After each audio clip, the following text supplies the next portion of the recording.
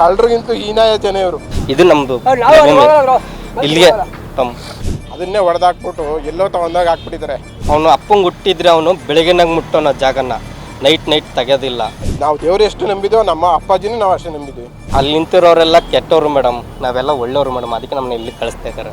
ಒಬ್ಬನ ಶಾಪ ತಡ್ಕೋಬೋದು, ಕೋಟಿ ಜನಗಳ ಶಾಪ ಇವ್ರು ತಡ್ಕೊಳಕ್ಕಾಗ್ತದ? ರಾಮ ಮಂದಿರ ಆಗ್ತದೆ ಅಂತ ತಿಳ್ಕೊಂಡಿದ್ದು ನಾವೆಲ್ಲ ಅಭಿಮಾನಿಗಳು. ಡಿಸೆಂಬರ್ 30 ಸತ್ತಿದ್ದವರು, ಆಗಸ್ಟ್ 8ನೇ ತಾರೀಕು ಸತ್ತಿದ್ದವರು. ರಾಮ ಮಂದಿರ ಆಗ್ತದೆ ಅಂತ ತಿಳ್ಕೊಂಡಿದ್ದು ನಾವೆಲ್ಲ ಅಭಿಮಾನಿಗಳು. ಅದನ್ನೇ ಯಾವುದೋ ತರಕ್ಕೆ ತಗೊಂಡೋಗಿ ನಿಲ್ಲಿಸ್ಬಿಟ್ರು. ಹೇಳ್ಕೊಳಕ್ಕಾಗಲ್ಲ. ಆದರೆ ಮಾಡಬೇಕು ಮೋಸನ. ಬದುಕಿದಾಗೂ ಮಾಡ್ತಿದ್ರು, ಅವಾಗ ನೆಮ್ಮದಿಲ್ಲ. ಸತ್ ಮೇಲಾರ ಒಂಚೂರು ಎಲ್ಲ ಒಂದು ಗುಡಿ ಅನ್ನೋದೊಂದು ಕಟ್ಕೊಳಕ್ಕೆ ಒಂದು ಜಾಗ ಕೊಟ್ಬಿಟ್ರೆ ನಮ್ಗೆ ಅಭಿಮಾನಿಗಳಿಗೆ ಯಾವುದೋ ಥರ ಎಲ್ಲ ಎಲ್ಲಿಂದಲೋ ಬರ್ತೀವಿ ನಾವು. ಒಂದು ದೇವಸ್ಥಾನಕ್ಕೆ ಯಾಕೆ ಹೋಗ್ತೀವಿ? ಒಬ್ಬ ಭಗವಂತ ನಾವು ಅವ್ನು ನಂಬ್ಕೊಂಡು ಹೋಗ್ತೀವಿ ಹೊರತು ಬೇರೆ ಜನಗಳಲ್ಲಿ ಬರೋರು ಸಾವಿರಾರು ಜನ ಭಕ್ತರು ಬಂದಿರ್ತಾರೆ. ಭಕ್ತರಿಗಿಂತ ದೇವ್ರವನೇ ನಮ್ಮನ್ನು ನೋಡ್ತಾನೆ, ಕಾಪಾಡ್ತಾನೆ ಅನ್ನೋ ಇಂಟೆನ್ಷನ್ ಮೇಲೆ ನಾವು ದೇವಸ್ಥಾನಕ್ಕೆ ಹೋಗ್ತೀವಿ. ಅದನ್ನೇ ಹೊಡೆದಾಕ್ಬಿಟ್ಟು ಎಲ್ಲೋ ತಗೊಂಡಾಗ ಹಾಕ್ಬಿಟ್ಟಿದ್ದಾರೆ. ಈ ನೋವು ನಮಗೆ ಅಭಿಮಾನಿಗಳಿಗೆ ಐತೆ. ಮತ್ತು ಇನ್ನೊಂದು ಏನಪ್ಪ ಅಂದರೆ, ಇವತ್ತು ತೆರವು ಮಾಡೋ ಬದಲು ಅವತ್ತೇ ತೊಗೊಂಬಂದಿದ್ದಾಗಲೇ ಇಲ್ಲಿ ಬೇಡ ಅಂದ್ಬಿಟ್ಟು ಕಳಿಸ್ಬಿಡ್ಬೋದಿತ್ತು. ಅವತ್ತು ಕಳಿಸ್ಬಿಟ್ಟಿದ್ರೆ ಎಲ್ಲೋ ಒಂಥರ ನಮ್ಮದು ಜಾಗ, ನಮ್ಮ ಅಪ್ಪಾಜಿ ಅಂದ್ಬಿಟ್ಟು ಒಂದು ಇದರಲ್ಲಿ ಗುಡಿ ಕಟ್ಕೊಂಡು ಎಲ್ಲ ಪೂಜೆ ಆರಾಧನೆ ಮಾಡ್ತಿದ್ದೋ. ಅವತ್ತು ಹಾಕೋನಾಗ ಸುಮ್ಮನೆ ಇದ್ಬಿಟ್ಟು ತಂದು ಇಲ್ಲಿ ಇದು ಮಾಡಿಬಿಟ್ಟು ಅಭಿಮಾನಿಗೆ ನಾಳೆ ಸಿಗುತ್ತೆ ನಾಳೆ ಆಗುತ್ತೆ ನಮಗೆ ಅಲ್ಲಿ ಒಂದು ಗುಡಿಯನ್ನೋ ಇದರಲ್ಲಿ ಎಲ್ಲ ಇಂಟೆನ್ಷನ್ ಇಟ್ಕೊಂಡಿದ್ದೋ. ಇವತ್ತೆಲ್ಲನೂ ಮಣ್ಣು ನೀರು ಪಾಲು ಮಾಡಿ ಹಾಕ್ಬಿಟ್ರು ಇವತ್ತು. ಈಗ ಬರೀ ಅವಾಗ ಅದು ವರ್ಷದಲ್ಲೇ 2 ದಿನ ಬಂದು ಹೋಗ್ತಿದ್ದೋ. ಈಗ ಯಾವಾಗ ಬರೋದು ನಾವು ಇಲ್ಲಿಗೆ? ಬರೋಕ್ಕಾಗುತ್ತೆ? ಇಲ್ಲಿ ನಮ್ಗೆ ಸಿಗುತ್ತೆ ಅದು? ಆ ಪುಣ್ಯ ಭೂಮಿ ಸಿಗುತ್ತಾ? ಪುಣ್ಯ ಭೂಮಿನೇ ಇಲ್ದಂಗೆ ಮಾಡಿಬಿಟ್ರು. ಇವತ್ತೆಲ್ಲ ನಾವು ಎದ್ರೂ ಫಸ್ಟು ದೇವ್ರು ನೋಡ್ತೀವಿ, ಮತ್ತು ನಮ್ಮ ಅಪ್ಪಾಜಿ ಮಕ್ಕನೇ ಫೋಟೋನೇ ನೋಡೋದು ನಾವು. ಅದು ನಮಗೆ ಸ್ಫೂರ್ತಿ ಐತೆ, ಅಭಿಮಾನಿಗಳಿಗೆ ಅದು ಸ್ಫೂರ್ತಿ ಐತೆ. ಯಾಕೆ ಅಂದರೆ ನಾವು ದೇವ್ರು ಎಷ್ಟು ನಂಬಿದೋ ನಮ್ಮ ಅಪ್ಪಾಜಿನೂ ನಾವು ಅಷ್ಟೇ ನಂಬಿದ್ವಿ. ನಾವು ಎಂದು ವ್ಯವಹಾರ ಮಾಡಬೇಕು ಅಂದರೆ ಅಪ್ಪಾಜಿ ನೀವಿದ್ದೀರಿ ಅನ್ನೋ ಒಂದು ಇಂಟೆನ್ಷನ್ ಇಟ್ಕೊಂಡೆ ನಾವು ಬದುಕ್ತಾ ಇರೋದು. ಎಲ್ಲ ವ್ಯವಹಾರ ಮಾಡ್ತಾ ಇರೋದು ಅದೇ. ಅಪ್ಪ ಅಮ್ಮಂಗೂ ಬೆಲೆ ಕೊಡ್ತೀವಿ, ದೇವ್ರಿಗೂ ಬೆಲೆ ಕೊಡ್ತೀವಿ. 3ನೇ ಸ್ಥಾನ ಇರೋದು ನಮ್ಮ ಅಪ್ಪಾಜಿನ ಎಲ್ರಿಗೂ, ಅಭಿಮಾನಿಗಳಿಗೆ. ಅವ್ರು ನೋಡೇ ನಾವು ಕೆಲಸ ಮಾಡೋದು. ನಾವು ಅಂಗಡಿಗೆ ಹೋದ್ರೂ ಅಷ್ಟೇ, ಏನೇ ವ್ಯವಹಾರಿಕವಾಗಿ ಆದರೂ ಅಷ್ಟೇ ಅಪ್ಪಾಜಿ ಅವರೇ. ಅವ್ರಿಗೊಂದು ಬೇರೆ ಹಿಂದೆ ಬೆಂಬಲವಾಗಿ ನಿಂತ್ಕೊಂಡು ನಮಗೆ ದಾರಿ ತೋರಿಸ್ತಾರೆ ಅಂದ್ಕೊಂಡು ಮಾಡ್ಕೊಂಬರ್ತಿದ್ದೋ. ಇವತ್ತು ಇಲ್ಲಿ ವರ್ಷದಲ್ಲಿ 2 ದಿನ ಬರ್ತಿದ್ದೋ, ಬರ್ದಂಗೆ ಮಾಡಾಕ್ಬಿಟ್ಟಿದ್ರೆ. ಮೇಡಮ್ ನಮ್ಮದು ಮಂಡ್ಯದಿಂದ ಕ್ಯಾರ್ಪೇಟೆ. ವರ್ಷದಲ್ಲಿ 2 ಸಲ ಬರ್ತಿದ್ದೋ, ಬರೋಕ್ಕಾಗಲ್ಲ ಇನ್ಮೇಲೆ. ಆಮೇಲೆ ಮತ್ತು ಇನ್ನೊಂದು ಏನಪ್ಪ ಅಂದರೆ, ನಮ್ಮ ಅಪ್ಪಾಜಿನೂ ಹೋಗೋರಲ್ವ, ಇವ್ರೇನು ಹಂಗೆ ಇರ್ತಾರ? ಜಾಗ 3 ಅಡಿ ಅಷ್ಟೇ ನಮಗೆ ಬೇಕಾಗಿರೋದು. ಅದು ಇಡೀ ಇದೇನು ಬೇಕಾಗಿ ಕೇಳ್ತಿರಲಿಲ್ಲ. 3 ಅಡಿ ಜಾಗ ಕೊಟ್ಬಿಟ್ರೆ ಇವ್ರದ್ದು ಏನು ಹೋಗ್ತಿತ್ತು? ಅದೇ ಅವ್ರಿಗೆ ಏನೋ ಒಂದು ಮಾಲ್ ಕಟ್ತೀನಿ ಅಂತಾರಲ್ವ, ನಮ್ಮನ್ನೇ ಕೇಳ್ಬಿಟ್ರೆ ನಾವೆಲ್ಲ ಅಭಿಮಾನಿಗಳು ಇಷ್ಟು ಅಂದ್ಬಿಟ್ಟು ಹಾಕ್ಬಿಟ್ಟು ಅವ್ರು ಕೊಟ್ಟು ಮಾಡ್ಕೊತಿದ್ರ ಮಾಲ್ಗಿಂತಲೂ ಜಾಸ್ತಿ ದುಡ್ಡೇ ಕೊಡ್ತಿದ್ವಲ್ಲ. ಇವ್ರು ಹಿಂಗೆ ಅನ್ಯಾಯ ಮಾಡಿಬಿಟ್ರಲ್ಲ. ಇವ್ರು ಹಿಂಗೆ ಇರ್ತಾರೆ, ಇಲ್ಲೇ ಇರ್ತಾರೆ. ಒಬ್ಬನ ಶಾಪ ತಡ್ಕೋಬೋದು, ಕೋಟಿ ಜನಗಳ ಶಾಪ ಇವ್ರು ತಡ್ಕೊಳಕ್ಕಾಗ್ತದ? ಒಂದು ಸೂಜಿ ಚುಚ್ಚಿದ್ರೆ ಇಲ್ಲಿ ನೋವಾಗ್ತದೆ ಅಷ್ಟೇ. ಅಭಿಮಾನಿಗಳ್ದು ಎಲ್ಲರ ಶಾಪ ಇವ್ರಿಗೆ ತಡ್ತಾನೆ ಇರುತ್ತೆ. ಐತೆ ತಾನೆ? ಇವ್ರು ಇಲ್ಲೇ ಇರೋದಾರೆ ಈಗ ತೆರವು ಮಾಡ್ಕೊಳ್ಳಿ, ಓಕೆ ನಡೀತದೆ. ಅವ್ರದ್ದು ಏನಲ್ಲ ಆಸ್ತಿ ಅದು, ಎಲ್ಲ ಬಿಟ್ಟೋಗೋ ಮಣ್ಣಿದು. ಅವ್ರು ಊತಾಕ್ದಾಗ ಅದನ್ನೂ ಇದು ಮಾಡಾಕ್ತಾರಲ್ವ. ಇವತ್ತು ಇವ್ರು ಮಾಡಿದ್ದಾರೆ, ಅವ್ರ ಮಕ್ಕಳೇ ಇದು ಯಾಕೆ ಬೇಕು ಬೇಡ ಅಂದ್ಬಿಟ್ಟು ಅವನೇನೋ ಮಾಲ್ ಕಟ್ಟೋಕ್ಕೆ ಅವ್ರ ಅಪ್ಪನ್ನೇ ಮಾಡಿರ್ತಾನೆ ಅವ್ನ ಮಗ. ಅಂಥ ಕೆಲಸ ಮಾಡ್ಕೊಂಬಿಟ್ಟಿದ್ದಾನೆ ಅವನು. ಅಭಿಮಾನಿಗಳಿಗೆ ಒಂದಿಷ್ಟು ವರ್ಷದಲ್ಲಿ 2 ದಿನ ಬಂದು ಹೋಗೋರಿಗೆ ತೆನ್ನೇ ಕೊಡಲಿಲ್ಲ ಅಂದರೆ ಇವ್ರು ಏನು ಕೋಟಿ ಸಂಪಾದನೆ ಮಾಡಿ ಏನು ಮಾಡ್ತಾರೆ ಮೇಡಮ್? ಜನಗಳು ಇರೋದ್ರಿಂದ ಅವರು ಇರೋದು. ಚಿತ್ರರಂಗ ಎಲ್ಲಿಂದ ಬೆಳೀತಾ ಇರೋದು? ಜನಗಳಿಂದ, ಅಭಿಮಾನದಿಂದ ಅಲ್ವಾ? ಅವರೇ ಬೆಳೆದ್ಬಿಡ್ತಾರಾ? ಅವರೇ ಬೆಳೆಯೋದಾರೆ ಏನೋ ಮಾಡ್ಕೋಬೋದು. ಒಂದು ಗಿಡಕ್ಕೆ ನೀರು ಹಾಕಿದ್ರೇ ಅದು ಬೆಳೆಯೋಕ್ಕೆ ಸಾಧ್ಯ. ಅಭಿಮಾನಿಗಳು ಇರೋದ್ರಿಂದ ಚಿತ್ರರಂಗ ಬೆಳೆಯೋದು. ಅಭಿಮಾನಿನೇ ಇಲ್ಲ ಅಂದರೆ ಚಿತ್ರರಂಗ ಎಲ್ಲಿಂದ ಬರ್ತದೆ? ಯಾರು ಹೋಗಿ ನೋಡಲಿಲ್ಲ ಅಂದರೆ ಅವರು ಕೋಟಿ ಹಾಕಿ ಖರ್ಚು ಮಾಡಿ ಚಿತ್ರರಂಗ ಫಿಲಮ್ ತೆಗೆದ್ರೆ ಏನು ಬರ್ತದೆ? ಅಭಿಮಾನಿ ಒಬ್ರಿಗೊಬ್ರು ಹೋಗಿ ನೋಡಿದ್ರೆ ತಾನೇ ಫಿಲಮ್ಮು ನೋಡೋಕ್ಕೆ ಸಾಧ್ಯ, ಅವ್ರಿಗೂ ದುಡ್ಡು ಬರೋಕ್ಕೆ ಸಾಧ್ಯ. ಈಗ ಕೆಲವೊಂದಷ್ಟು ಜನ ಹೇಳ್ತಾರೆ ಅವ್ರ ಮನೆಯವರೇ ಮಾಡ್ತಾ ಇರೋದು ಅಂತ, ಇನ್ನು ಕೆಲವೊಂದಷ್ಟು ಜನ ಹೇಳ್ತಾರೆ ಕಿಡಿಗೇಡಿಗಳು ಮಾಡ್ತಾ ಇದ್ದಾರೆ ಅಂತ. ಏನು ಹೇಳ್ತೀರಾ ಇದ್ರ ಬಗ್ಗೆ? ಮೇಡಮ್ ಅದು ಅವ್ರು ಮಾಡ್ತಾವ್ರು, ಇವ್ರು ಮಾಡೋರು ಎದುರುಗಡೆ ಬಂದು ಮಾಡ್ಬೇಕು ಮೇಡಮ್. ಹಿಂದೆಯಿಂದ ಇವಾಗ ನನ್ನ ಹಿಂದೆ ಇವ್ರು ಏನೋ ಮಾಡೋದು ನನಗೇನು ಗೊತ್ತಾಗುತ್ತಾ? ನನಗೆ ಇವನು ಮಾಡಿದ್ರೆ ನನಗೆ ಗೊತ್ತಾಗುತ್ತಾ? ಇಲ್ಲ ತಾನೇ. ಇವ್ರು ಮಾಡೋದಿದ್ದು ಆಯಿತು, ಗೌರ್ಮೆಂಟು ಎಲ್ಲ ಮಾಡಾಯ್ತಲ್ವ. ಬೆಳಗ್ಗೆ ಬಂದು ತೆರವು ಮಾಡ್ಬೋದಿತ್ತು, ರಾತ್ರಿ ಹೊತ್ತಲ್ಲಿ ಮಾಡೋರು ಇವ್ರು ಯಾರು ಹೇಳಿ?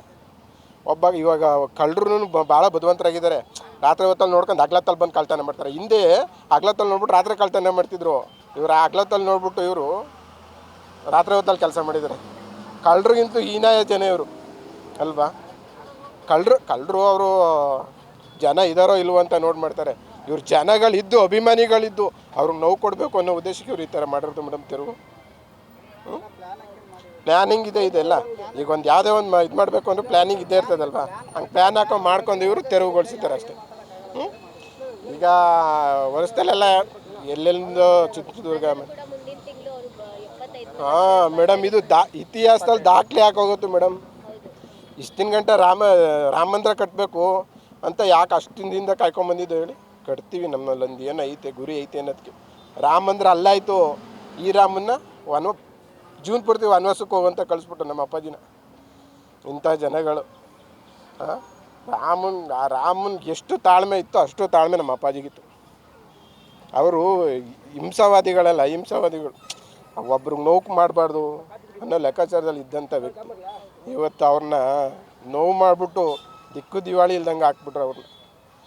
ಐತೆ ಅವ್ರು ತಾಳ್ಮೆನೇ ಮನುಷ್ಯನಿಗೆ ಬೇಕಾಗಿರೋದು, ಆ ತಾಳ್ಮೆನೇ ಇರೋದು. ಇವತ್ತು ಅಭಿಮಾನಿಗಳು ಎಲ್ಲರೂ ಬಂದು ಎಲ್ಲ ನಿಂತ್ಕೊಬಿಟ್ರೆ ಇವ್ರನ್ನೇನು ಇದು ಮಾಡಿದ್ರೆ ಅವ್ರನ್ನೇನು ಇಳಿಸ್ಕೊಳ್ಳಲ್ಲ, ಕಳಿಸ್ಬಿಡ್ತಾರೆ. ತಾಳ್ಮೆ ಅಲ್ವಾ. ಅಪ್ಪಾಜಿ ಹೇಳಿರೋ ಮಾತಿಗೆ ಅಭಿಮಾನಿಗಳು ತಾಳ್ಮೆಯಿಂದ ಇರಿದಾರೆ ಅಷ್ಟೇ. ಬೇಡ ನೀವು ನನಗೆ ನೋಡಪ್ಪ ನಾನು ಮಾರ್ಕೋತಾ ಇದ್ದೀನಿ ಕೊಡಿ ನನಗೆ ಇಷ್ಟು ದುಡ್ಡು ಅಂತ ಕೊಟ್ಟೇ ಬಿಡ್ತಿದ್ದೋ ಅಭಿಮಾನಿಗಳು. ಚಿತ್ರನ ಹೋಗಿ ನೋಡಿದಾಗಲೂ ದುಡ್ಡು ಕೊಟ್ಟೆ ತಾನೇ ನೋಡೋದು. 10 ರೂಪಾಯಿ ಟಿಕೆಟ್ ಆಗಲಿ 100 ರೂಪಾಯಿ ಟಿಕೆಟ್ ಆಗಲಿ ನಾವೇ ಕೊಟ್ಟು ನೋಡೋದು ಅಭಿಮಾನಿಗಳು. ಒಬ್ಬರು ಬೆಳಿಬೇಕು, ಒಬ್ಬನ ಬೆಳೆಸ್ಬೇಕು ಅಂತ ನಿಂತ್ಕೊಳ್ಳೋ ಜನಗಳೇ. ಆದರೆ ಇವರು ಆ ಚಿತ್ರರಂಗಕ್ಕೆ ಒಂದು ಅನ್ಯಾಯ ಮಾಡಿ ಬಿಟ್ಬಿಟ್ರು. ಅವಾಗೆಲ್ಲ ಅವರಿಂದ ಎಲ್ಲ ಮಾಡ್ಕೊಂಡು ಹೋಗ್ತಿದ್ರು. ಇವ್ರು ಗೊತ್ತಿದ್ದು ಮಾಡಿಬಿಟ್ರಲ್ಲ ಇವ್ರು ಮೇಡಮ್. ಹಗ್ಲೊತ್ತಲ್ಲಿ ತೆರವು ಮಾಡಿದರೆ ಬಿಡು ಅಂತ ಒಂದು ಲೆಕ್ಕಾಚಾರ, ಹೋರಾಟ ಮಾಡೋಕ್ಕೂ ಒಂದು ಇದಿರ್ತದೆ. ಹಿಂಗೆ ರಾತ್ರಿ ಹೊತ್ತಲ್ಲಿ ಮಾಡ್ರೆ ಯಾರೋ ಬರ್ತಾರೆ. ಎಲ್ಲ ಹೀರೋಗಳಿಗೂ ಒಂದು ನ್ಯಾಯ, ವಿಷ್ಣುವರ್ಧನ್ ಅವರಿಗೆ ಒಂದು ನ್ಯಾಯನ ಅಂತ. ಅದು ನಮ್ಮ ಅಪ್ಪಾಜಿಗೆ ಇವತ್ತಿಂದಲ್ಲ, ಅವರು ಮೊದಲನೇ ಫಿಲಮ್ ಶೂಟಿಂಗ್ ತೆಗಿಯೋಕ್ಕೆ ಹೋಗಿ ಒಂದು ಹೆಸರು ಮಾಡಿದ್ರಲ್ಲ ನಾಗರಾವಿನ ಫಿಲಮಿಂದನೇ, ಅವತ್ತಿಂದ ಅವ್ರನ್ನೇ ತುಣಿಬೇಕು ಅಂದ್ಕೊಂಡು ಬಂದರು. ಆದರೂ ಅವರು ನ್ಯಾಯ ರೀತಿ ಇರೋದ್ರಿಂದ 200 ಫಿಲಮ್ ತೆಗ್ದಿದ್ದಾರೆ ಅಲ್ವಾ. ತುಳಿದೇ ಬಿಟ್ಟಿದ್ರು. ಇವ್ರು ಫಿಲಮ್ ತೆಗ್ಸೋಕ್ಕೆ ಆಗ್ತಿರಲಿಲ್ಲ, ನೋಡೋಕ್ಕೆ ಆಗ್ತಿರಲಿಲ್ಲ, ಬರೋಕ್ಕೆ ಆಗ್ತಿರಲಿಲ್ಲ, ಬೆಳೆಯೋಕ್ಕೂ ಆಗ್ತಿರ್ಲಿಲ್ಲ. ಅವ್ರಿಗೆ ಅನ್ಯಾಯ ಆದ್ರೂ ನಮ್ಮ ಜನಗಳ ಅಭಿಮಾನಿಗಳಿಗೆ ಬಲ್ಗಲ್ ಕೊಟ್ಟು ದೆಡ್ಗಲ್ಗೆ ಗೊತ್ತಾಗ್ದಂಗೆ ಇರಲಿ ಅಂದ್ಬಿಟ್ಟು ಎಲ್ರಿಗೂ ಸಹಾಯ ಮಾಡ್ಕೊಂಬಂದಿದ್ದಾರೆ. ಅವ್ರು ನೋವಿದ್ರು ಅವ್ರು ಹೇಳ್ಕೊಳ್ಳಿಲ್ಲ, ಅವ್ರು ಹೇಳ್ಕೊಳ್ಳೋ ವ್ಯಕ್ತಿನೇ ಅಲ್ಲ ಬಿಡಿ. ಅಂಥ ಸಹನಾಮೂರ್ತಿ ಅವರು. ಈ ಮಕ್ಕಳು ಅವಕ್ಕೆ ಮಾತು ಬರಲ್ಲ ಅಂದಾಗ ಹೆಂಗೆ ಬರೀ ಹತ್ತಿ ತೀರಿಸ್ಕೊತಾವೋ, ಇವರು ತೆರೆ ಮುಂದೆ ನಗ್ನಾಗ್ತಾ ಇದ್ದು ತೆರೆ ಹಿಂದೆ ಹೋಗಿ ಅವರು ಭಾಳ ನೋವು ಅನುಭವಿಸ್ಬಿಟ್ಟಿದ್ದಾರೆ. ಅದ ಹೇಳಕ್ಕೆ ತೀರ್ದು ಇದು ಮಾಡೋಕ್ಕಾಗಲ್ಲ. ಡಾಕ್ಟರ್ ವಿಷ್ಣು ಅಪ್ಪಾಜಿಗೆ, ಕರ್ನಾಟಕ ರತ್ನ ಡಾಕ್ಟರ್ ವಿಷ್ಣು ಅಪ್ಪಾಜಿಗೆ, ಅಭಿಮಾನಿಗಳ ಸೊತ್ತು ಡಾಕ್ಟರ್ ವಿಷ್ಣು ಅಪ್ಪಾಜಿಗೆ, ಅಭಿನವ ಭಾರ್ಗವನ್ಗೆ. ದೇಶ ಬಿಟ್ಟು ಬ್ರಿಟಿಷರು ಎಲ್ಲೂ ಹೋಗಿಲ್ಲ ಮೇಡಮ್, ಇಲ್ಲೇ ಇದ್ದಾರೆ. ರಾಜಕಾರಣಿಗಳು, ಸರ್ಕಾರ, ವಾಣಿಜ್ಯ ಮಂಡಳಿಗಳೇ ದೇಶದ್ರೋಹಿಗಳು ಮತ್ತು ಅವರು ಬ್ರಿಟಿಷರು ಮೇಡಮ್. ಅಪ್ಪಾಜಿ ನಿನ್ನೆ ಸತ್ತರು. ಡಿಸೆಂಬರ್ 30 ಸತ್ತಿದ್ದವರು, ಆಗಸ್ಟ್ 8ನೇ ತಾರೀಕು ಸತ್ತಿದ್ದವರು. ಇಷ್ಟು ಸಾವಿರ ನಳ್ತಾ ಇದ್ದರು. ನನಗೆ ಯಾರು ನ್ಯಾಯ ಕೊಡಿಸೋರು ಯಾರೂ ಇಲ್ಲ, ಇಲ್ಲಿಂದ ಮುಕ್ತಿ ಕೊಡಿಸೋರು ಯಾರೂ ಇಲ್ಲ. 16 ವರ್ಷದಿಂದ ಯಮಧರ್ಮನ ಜೊತೆ ಚರ್ಚೆ ಮಾಡ್ತಾಯಿದ್ರು. ಎಷ್ಟಾರು ಉಳಿಸ್ಕೊತಾರೆ ನಮ್ಮ ಅಭಿಮಾನಿಗಳು, ಎಲ್ಲರೂ ಕಷ್ಟಪಡ್ತಾಯಿದ್ದಾರೆ, ಉಳಿಸ್ಕೊತಾ ಇದ್ದಾರೆ ಅಂತ ಬಂದು ಹೋಗ್ತಾಯಿದ್ರು. ವರ್ಷಕ್ಕೆ ಹಬ್ಬ ಮಾಡ್ತಾಯಿದ್ರು. ಒಂದು ಅವ್ರು ಹುಟ್ಟು ದಿನ, ಸತ್ತು ದಿನ, ಇಂಡಸ್ಟ್ರಿಲಿ ನನ್ನ ಮಗನೂ ಆಚರಿಸ್ತೀನಿಲ್ಲ ಆ ಥರ ಹಬ್ಬ ಆಚರಿಸ್ತಿದ್ರು. ಯಮಧರ್ಮರ ಹಿಂಗೆ ಹೇಳ್ತಾಯಿದ್ರು. ನಮ್ಮ ಅಭಿಮಾನಿಗಳು ಅವ್ರ ಮನೇಲಿ ಅಪ್ಪ ಅಮ್ಮ ಸತ್ರು, ನನ್ನ ಮಾತ್ರ ಮರೆಯಲ್ಲ, ಬರ್ತಾರೆ ಹಬ್ಬ ಆಚರಿಸ್ತಾರೆ ಅಂತ ಅಂದ್ಕೊಂಡು ಇಷ್ಟು ವರ್ಷ ಜೀವಂತವಾಗಿ ಇದ್ದಿದ್ದ ವ್ಯಕ್ತಿನ ನೆನ್ನೆ ತೆಗೆದ್ರು. ಇನ್ಮೇಲೆ ಡಿಸೆಂಬರ್ 30 ಮೇಡಮ್ ಅವ್ರು ಸತ್ತಿದ್ದು. ನೆನ್ನೆ ಆಗಸ್ಟ್ 8ನೇ ತಾರೀಕು ಅವ್ರು ಸತ್ತಿದ್ದು. ನಾನು ಆಗಸ್ಟ್ 8ನೇ ತಾರೀಕಿಗೆ ಬಂದು ಇಲ್ಲಿ ಬಂದು ಕೈ ಮುಗಿಟ್ಟು ಹೋಗ್ತೀನಿ. ಅವ್ರ ಪುಣ್ಯಭೂಮಿ ಇಲ್ಲ ಅಂದ್ರೂ ಪರವಾಗಿಲ್ಲ, ಮೈಸೂರಿಗಂತೂ ನಾನು ಸಾಯೋರು ಕಾಲಿಡಲ್ಲ ಮೇಡಮ್. ಇದು ನಮ್ಮದು ಭೂಮಿ. ಇಲ್ಲಿಗೆ ಅವ್ರು ಹೇಳ್ತಾರೆ ಮೈಸೂರಿಗೆ ಹೋಗಿನೇ ಆಚರಿಸ್ಬೇಕು ಅಂದ್ಬಿಟ್ಟು ಈ ರೀತಿ ಮಾಡಿದಾರಾ ಅಂತ.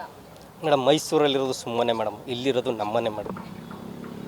ಇಲ್ಲಿರೋದು ನಮ್ಮನೆ, ಮೈಸೂರಲ್ಲಿರೋದು ಸುಮ್ಮನೆ ರಾಜಕಾರಣಿಗಳೆಲ್ಲ ದ್ರೋಹ ಮಾಡ್ತಾಯಿದ್ದಾರೆ. ಆ ಅಪ್ಪನಿಗೆ ಏನು ತಪ್ಪು ಮಾಡಿದ್ದಾರೆ ಹೇಳಿ. ಮೇಡಮ್ ಆ ಅಪ್ಪ ಕರ್ನಾಟಕದಲ್ಲಿ ಇನ್ನೊಂದು ಹುಟ್ಟಬೇಡ ಮೇಡಮ್. ಆ ಅಪ್ಪನ ಹುಟ್ಟಬಾರ್ದು. ಆ ಅಪ್ಪ ಪಾಕಿಸ್ತಾನ ತಮಿಳ್ನಾಡಲ್ಲಿ ಹುಟ್ಟಿದ್ರೆ ಎಲ್ಲೋ ಮೆರಿತಿದ್ರು. ಆ ಅಪ್ಪನಿಗೆ ಈ ಥರ ದ್ರೋಹ ಮಾಡೋರು ತಪ್ಪು ಮೇಡಮ್.